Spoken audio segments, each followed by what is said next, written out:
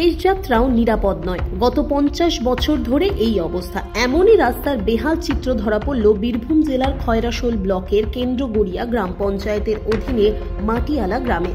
বৃষ্টি হলে তো দুর্ভোগ আরো বেশি। পাকা রাস্তার অভাবে মৃতকে সমাধিস্থ করতে গেলেও জলে কাদায় প্রায় ডুবে যেতে হয় শববাহকদের। তবু হুঁশ নেই প্রশাসনের। জল যন্ত্রণার মধ্যেই এক করুণ ছবি দেখা গেল মাটিয়ালা গ্রামে। এই গ্রামের মানুষজনের মরেও যেন শান্তি নেই। কথায় আছে, মারা গেলে শান্তি পায় মানুষ, কিন্তু এই গ্রামে ঠিক তার উল্টো চিত্র দেখা গেল। মাটিয়ালা গ্রামে কেউ মারা গেলে মাটি দেওয়ার জন্য নিয়ে যেতে হয় প্রায় 2.5 কিলোমিটার দূরে কবরস্থানে। আর এই রাস্তা যেতেই নাজেহাল হতে হয় গ্রামবাসীদের। 2.5 কিলোমিটার রাস্তায় কোনো মৃতদেহ নিয়ে যেতে গেলে দুর্বিষহ অবস্থা হয় গ্রামবাসীদের। দীর্ঘদিনের তাদের দাবি, এই কবরস্থান যাওয়ার রাস্তা যেন ভালো করে দেওয়া হয়।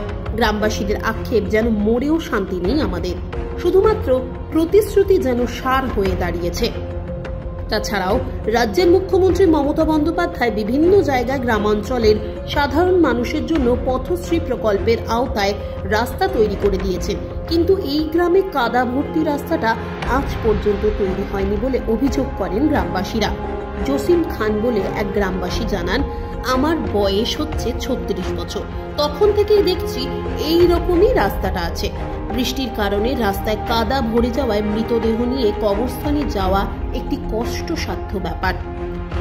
গ্রামের মানুষজন মিলে কোনো মতে মৃতদেহ নিয়ে কবরস্থানে এলাম।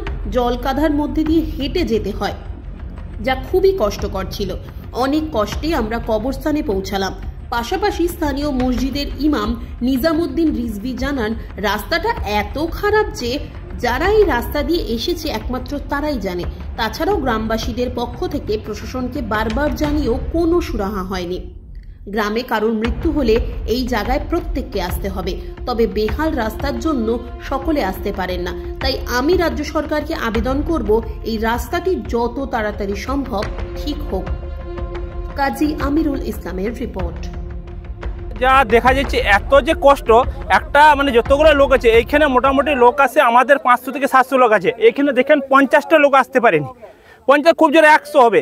এই রাস্তার জন্য অর্ধেক লোক আসছে না, কারণ হচ্ছে বয়স্ক লোক তো একটা নেই। দেখলেন যতগুলো এসছে সব ইয়াং লোক এসছে, একটা বয়স্ক লোক এসছে না। আমাদের যতদিন থেকে আমার বয়স হচ্ছে 36 বছর, আমি অতদিন থেকে যাওয়া আসা করছি এখানে। তো আমি দেখলাম না এই রাস্তাটা, অনেকবার বলছে আমাদের এখানে পার্টি লেভেল লোক বলছে রাস্তা হয়ে গেছে, এই স্যাংশন হয়ে গেছে, এ হয়ে গেছে। আজ পর্যন্ত আমি দেখছি না যে রাস্তাটা হচ্ছে। রাস্তাটা যে স্যাংশন হয়েছে, কত বর্ষা যে গেল, কতবার যে সিজন গেল, আমি আজও পর্যন্ত দেখলাম না যে রাস্তাটা হয়েছে। রাস্তা হবে হবে করে চলে যাচ্ছে, এখনও আমি দেখতে পাচ্ছি না। তো আমাদের টেন্ডার যে কে আছে না আছে সেটাও আমাদের কাছে কোনো জানা নেই, কোনো কাগজপত্রও আসেনি যে হ্যাঁ আমাদের এটা হয়েছে। কষ্ট মানে কি, পেরোনোতে যাচ্ছে না, যা অবস্থা সীমার বাইরে। মানে আপনারা বলতে চাইছেন যে মরার পরেও শান্তি নাই? মরার কি, শুধু আমরা তো মানে যে লোকটা মারা গেছে তারও শান্তি নাই, যে মরে যেও শান্তিতে আসতে পেল না। ওকে এতভাবে কষ্ট করে এইভাবে কিনে মরা আনার কোনো নিয়ম নয়। আমরা যেভাবে নিয়ে আসছি এরকম মরা আনার নিয়ম নয়। আমার নাম জসিম খান। মানে অসুবিধা এতই আছে ওইটা মানে মুখে বলা যায় না, যারা এসেছে তারা জানছে। আর তারপরে মনে করুন এই রাস্তার নিয়ে অনেকবার বলা গেছে, কিন্তু কোনো শুনবাই হয় নাই। কেননা এই রাস্তাটাকে আমাকে বরাবর আসতে হবে, যে যার ঘরে মাইয়াত হবে খালি ঘরওয়ালা আসবে না, আমাকেও আসতে হবে, পড়োশিকেও আসতে হবে, পুরা গাঁওয়ালা এবং অন্য গাঁয়ের লোকও আসতে হবে। তারা তো এই পজিশন দেখে যাচ্ছে যে মাটিয়ালা খয়রাশোলের যে কবরস্থান আছে সে কবরস্থান যাবার রাস্তাটা ভালো নাই। তো সবাই মিলে জোর দিয়ে পড়ে এই রাস্তাটার জন্য লড়া উচিত, তাকে যেমন এই রাস্তাটা হয়, তাকে লোকের আসা যাবার জন্য আরাম হয়, ওদের কষ্ট যেমন না হয়। মরে যাবার পরও শান্তি নাই, লোক ভালো করে আসতে পারছে না, কাদাতে নামে আসছে, পানি জায়গায় জায়গা আছে, কাদা আছে, কেউ জুতা চপ্পল পরে আসতে পারে না, কেউ জুতা চপ্পল ফেলাই এসেছে। তা অনুরোধ আপনাদের কাছে এবং হুকুমতের কাছে যে এই রাস্তাটা যেমন জলদির মধ্যে আমাদের ভালো হয়, ব্যবস্থা করে। নিজামুদ্দিন রিজভী, ইমাম মসজিদ মাটিয়ালা।